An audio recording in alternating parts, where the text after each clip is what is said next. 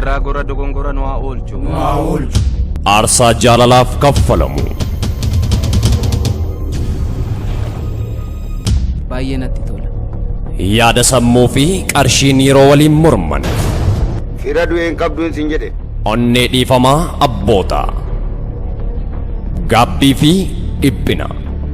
Namni ilmoo ofiitti kana hawwaa. Mee akkama gootee addaan baaste?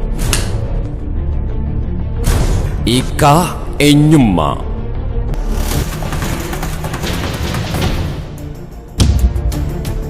Jaalala dhabni hin daangessine. Gaaddisa jaalalaa. Dilbata muddee 22 guyyaa sa'aatii 8 irraa eegalee giddugala aadaa Oromootti ni agarsiifama. Gaaddisa jaalalaa.